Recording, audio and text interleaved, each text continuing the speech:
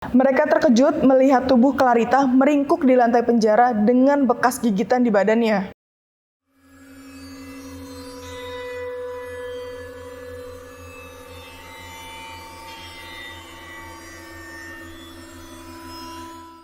Mungkin sebagian dari kita masih ada yang tidak percaya sama cerita atau peristiwa kesurupan.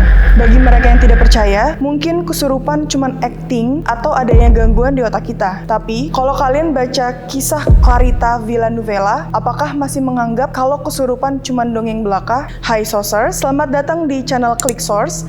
Dan sekarang kita berada di segmen LMD, Lorong Misteri Dunia. Segmen di mana kita akan membahas dunia-dunia yang penuh misteri yang bisa bikin bulu kuduk kita menjadi merinding. Di episode kali ini, kita bakal membahas kisah Clarita Villanueva yang diserang dua makhluk halus di dalam selnya. Kasus kerasukan gak cuman ada di Indonesia, Sourcers. Di negara-negara tetangga hingga barat pun masih sering ditemukan kasus kesurupan. Misalnya, seperti yang terjadi di negara tetangga kita, Filipina. Kisah kesurupan terkenal itu dialami oleh Clarita Villanueva, seorang pribumi Filipina yang lahir pada tahun 1940-an. Clarita tidak memiliki ayah. Dirinya dibesarkan oleh ibunya yang profesi sebagai dukun. Selama bersama ibunya inilah, Clarita diyakini mulai terpapar hal-hal gaib. Ibunda Clarita meninggal saat ia berusia 12 tahun. Karena hidup sebatang kara, Clarita memutuskan untuk menjajakan dirinya di jalanan kota Manila. Hal itu dilakukan Clarita demi mendapatkan uang untuk bertahan hidup. Selain menjadi pekerja seks komersil, Clarita juga menjadi penari erotis jalanan. Ia juga kerap bersantai di bar sambil mencari orang-orang yang mau menyewa jasanya. Bulan Mei pada tahun 1953, Clarita menjalani rutinitasnya seperti biasa. Kemudian, ia berpapasan dengan seorang pria di bar yang awalnya ia kira hanyalah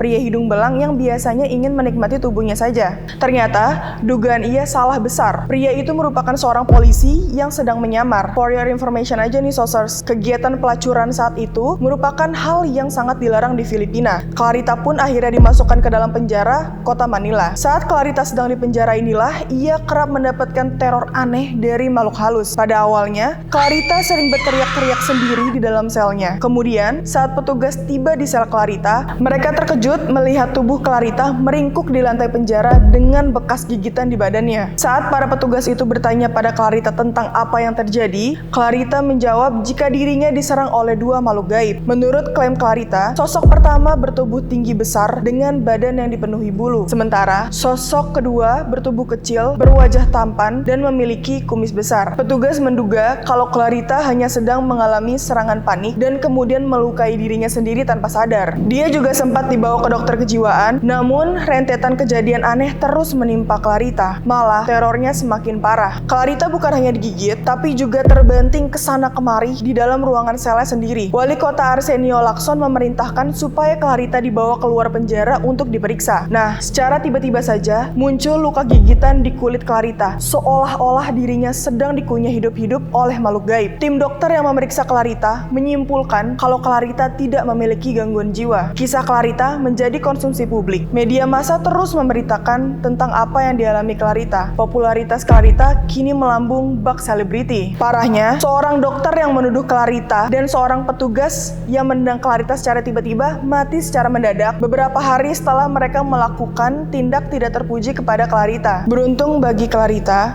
masih ada orang yang mau dan bersedia membahayakan dirinya untuk menolong Clarita. Orang tersebut adalah Pastor Lester Sumrall. Ketika sudah mendapatkan izin dari petugas, Pastor Lester langsung melakukan ritual pengusiran roh jahat. Ritual pengusiran setan dilakukan Pastor Lester selama 3 hari. Setelah bersusah payah, kerja keras Pastor Lester akhirnya terbayarkan. Clarita kembali tersadarkan diri dan sudah bisa tersenyum kembali. Di hadapan pastor itu, Clarita dengan lega berkata, para iblis itu sudah pergi. Tidak diketahui bagaimana nasib Clarita sesudah itu. Pasalnya, setelah kasus kesurupannya berlalu, media-media setempat tidak lagi membahas dirinya secara intens. Baik, segitu dulu kisah dari Clarita Villanueva. Semua informasi itu berdasarkan hasil min-source sendiri berselancar di internet. Kalau ada yang ingin Sourcers tambahkan atau koreksi, silahkan tulis di kolom komentar ya. Jangan lupa untuk subscribe channel Click Source untuk menikmati konten-konten kami yang lainnya. Follow juga sosial media kami supaya tidak ketinggalan update berita-berita terkini dan juga mendapatkan konten fresh setiap harinya.